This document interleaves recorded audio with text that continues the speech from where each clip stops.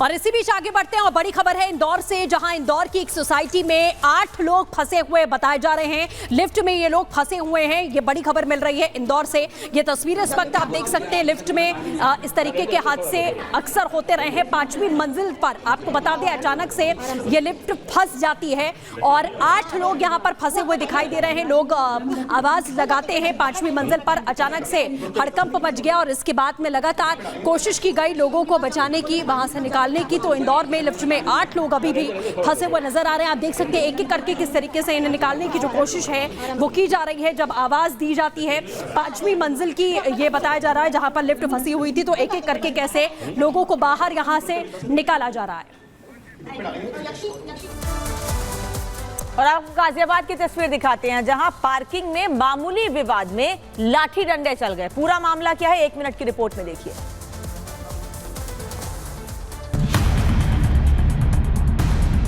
हाथों में लाठी डंडे और एक दूसरे पर निर्ममता से प्रहार करते ये लोग।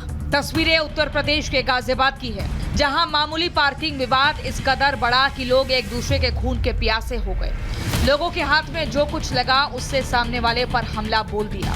किसी का सिर फूटा तो किसी का हाथ। देखते ही देखते सामान्य सा दिखने वाला मोहल्ला जंग के मैदान में बदल गया।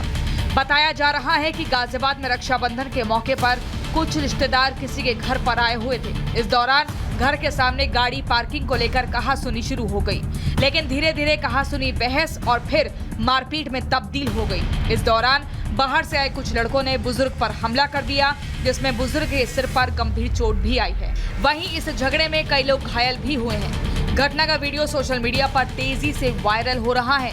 हालांकि गाजियाबाद पुलिस ने मामला दर्ज कर जांच शुरू कर दी है। Bureau report, Republic Bharat. और अब बात बांग्लादेश की। आपको बता दें बांग्लादेश में लगातार हिंदुओं पर, अल्पसंख्यकों पर और हिंदू मंदिरों पर हमले बदस्तूर जारी हैं। आपको दिखाते हैं 1 मिनट की रिपोर्ट में।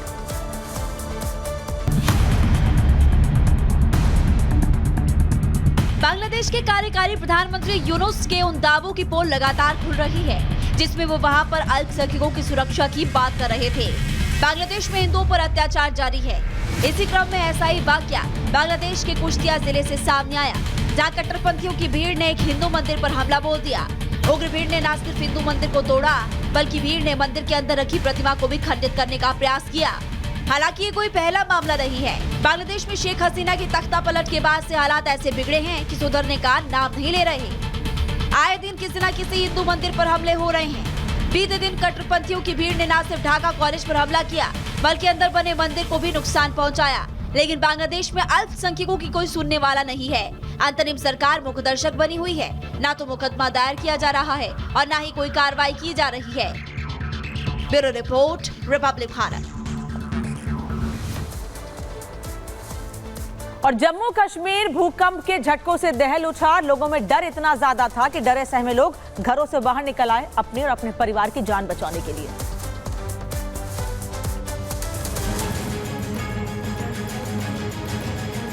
जम्मू कश्मीर के बारामूला में भूकंप के तेज झटके महसूस किए गए। भूकंप सुबह करीब 6:45 पर आया। भूकंप के झटके इतनी तेज थे कि लोगों की नींद खुल गई। लोग घरों से बाहर आ गए। हालांकि किसी जान माल के नुकसान की खबर नहीं है। भूकंप का केंद्र सतह 5 किलोमीटर नीचे बताया जा रहा है। नेशनल सेंटर फॉर सिस्मोलॉजी के अनुसार भूकंप की तीव्रता रिक्टर स्केल पर 4.9 दर्ज की गई है। भूकंप के झटके भारत ही नहीं, पाकिस्तान के इस्लामाबाद में भी महसूस किए गए।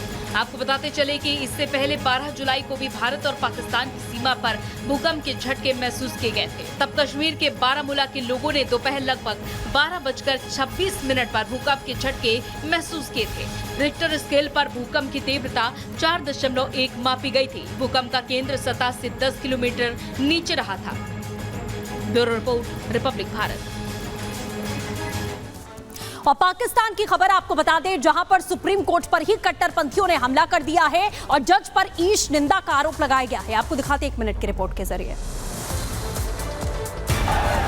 तस्वीरों में दिख रही उग्र भीड़ और बैरिकेड को तोड़ते हुए लोग, हाथों में कट्टरपंथी नारे लिखे पोस्टर और झंडे के साथ सड़कों पर उतरी ये भीड़ पाकिस्तान की है।